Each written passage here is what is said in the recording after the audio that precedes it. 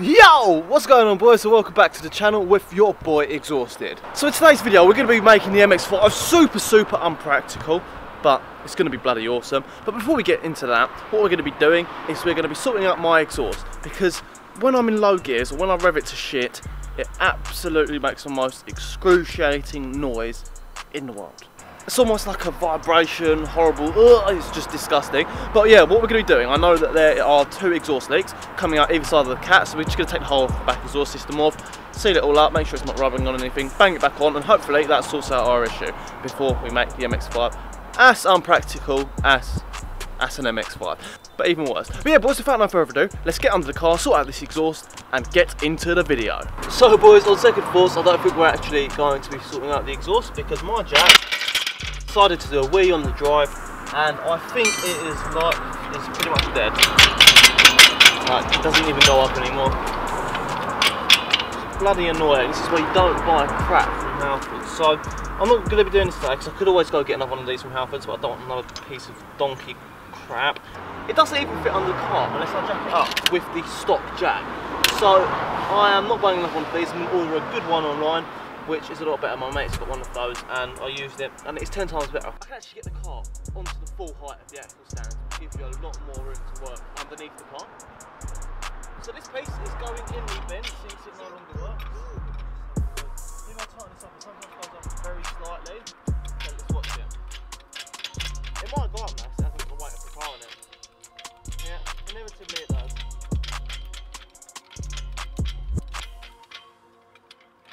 Oh no, we're at the same point. This is where we got the car jacked up to and it just stops. Piece of absolute crap.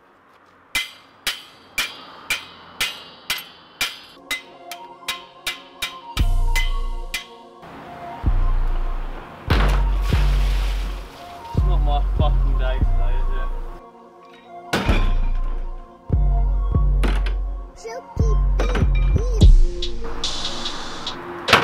So lads, that definitely did not go to plan. And I had quite a lot of fun smashing the shit out of that jack. But yeah, let's move on. Let's make the MX5 as unpractical as anything. So what do you think we could be doing? I'll give you 5 seconds to guess. 4, 3, 2, 1. Well guys, if you guessed correctly, we are going to be fitting a subwoofer into the MX5. And this subwoofer, more specifically, is out of my Ford Fiesta. Well, was out of my Ford Fiesta before I saw it. If you guys have been following the channel for a while, you'll see I sold that quite a while back. But yeah, we need to be getting a new daily soon, I think, as well, because this car absolutely drinks fuel. Like it's just in the Sahara Desert 24/7 and it's thirsty as anything. It is a bloody nightmare. Like literally, I don't even drive very much and we've gone through £50 worth of fuel in 2 days. That is a bloody bummer. Expensive to run? Yeah, I'd say so. And it's not even mapped yet.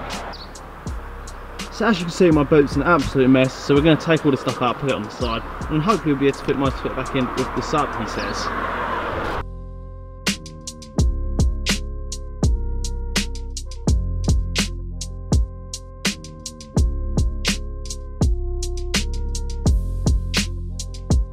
So what's quite handy about this is the battery is right here, so it makes wiring up the amp a lot easier. We've only got to run the amp turn on wire and the RCAs directly all the way up to the head unit.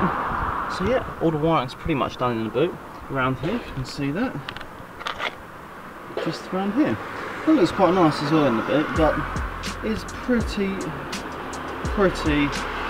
unpractical. And I don't have a spare wheel, which is gonna be a dilemma. So let's get all our wires, which are nice and jumbled up down here. I'm gonna attach it all together.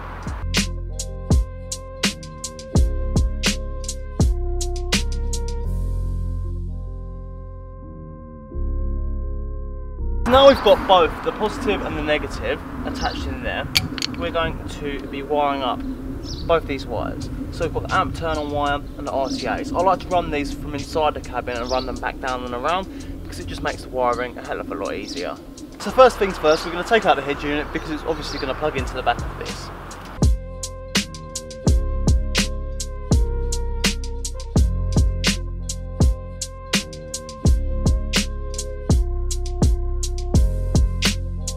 And now we're going to go ahead and plug in our RCAs and our amp turn-on wire, which is the little blue wire, into the back of the head unit.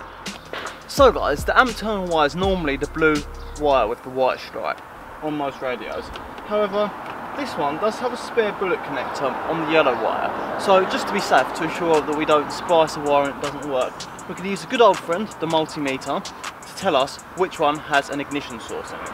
So if I can find my case, what we're going to do is we're going to put positive into that bullet connector, negative to any ground on the car, so that can be anything on the chassis.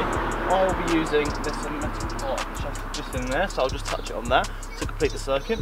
It will tell us if there's no power when the ignition's off and 12 volts when the ignition's on. If not, I will presume it will be this one. We'll also check that by putting that into the bullet connector. So boys, as I can't find exactly which one of these wires is the amp turn-on wire, I'm going to presume that this head unit isn't compatible with an external amplifier. So what I'm going to do to get around this problem, what we're going to do, I think this is going to be perfectly fine, I don't see why it wouldn't be. We're going to run the amp turn-on wire to a different 12 volt ignition source, which is going to be the cigarette lighter. So we're going to wire it to that, and that should work perfectly. All that wire will do is tell the amp when the ignition's on, so it's not draining the battery when it's off, so that should work fine, but we'll find out once we've wired it all up. So as you can see, the remote turn-on wire goes in between the positive and the negative on the amp, and that's connected up to the cigarette lighter now. So now we just want to connect our positive and negative. So the positive just goes onto this connection nearest to you of the battery, so we're just going to attach that onto there, and the negative can go onto any ground. One I'm going to be using, I haven't quite decided yet, it's probably one of these ones, so the mount for the actual battery.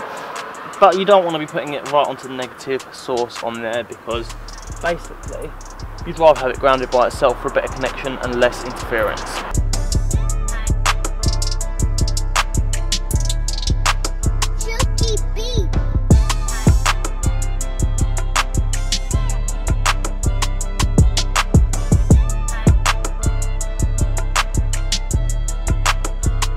So guys, that all works fine. The light comes on to say this has got power, which is absolutely perfect. So now we're going to go ahead and conceal both the RCA and the amp turn-on wire. So guys, the sub's completely installed. I haven't actually zip tied the wiring away, just because I can't, well, just because I don't have any zip ties left. But as you can see, I mean, apart from the spare wheel, I could fit pretty much everything that I could fit in there before. All my fluids, tools, everything like that. And we do still have a bit of space at the side. So, not amazingly unpractical, but pretty unpractical if you're to break down with a flat tyre. So boys, the sub's finally installed into the MX5, so let's take a look at what it actually sounds like. I'm going to show you what it sounds like from the boot and what it sounds like from the cabin as well. So without no further ado, let's listen to some bad boy bass. Oh yeah guys, and bear in mind that I haven't fiddled around with any of the settings yet, so the sound quality might not be optimal, but I will be sure to do that after that.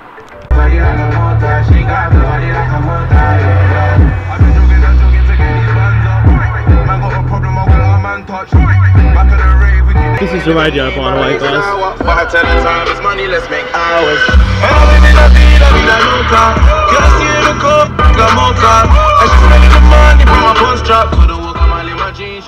Sounds a lot better. We've actually got some bass now.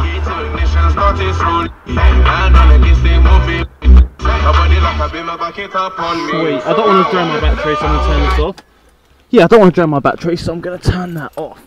But yeah, considering that's just a radio tune, it's not one of my bass boost tunes or anything like that. Sounds pretty good, and I haven't even fiddled around with any of the settings to get the sound quality perfect. But yeah, that's an idea of what a sub sounds like in the MX5, and that's with the roof down as well, bear in mind. So when the roof's up, or if you have a hard top, it's obviously going to sound a lot louder. Oh, my ISO is messing up with me. There we go, that's a lot better. So yeah guys, that's how to install a subwoofer into an MX5. It's pretty similar if you've got a Mark 1, Mark 2, Mark 2.5. Mark 3 might be slightly different, but it's all fairly similar.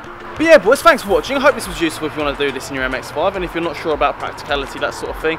The only downfall is the fact that I can't have a spare wheel, which is a pretty big downfall, but you know, that's just how life goes, isn't it? But yeah, thanks for watching. Be sure to smash that thumbs up button if you enjoyed this video. Subscribe down below for the latest exhaustive content. Until the next one boys, adios.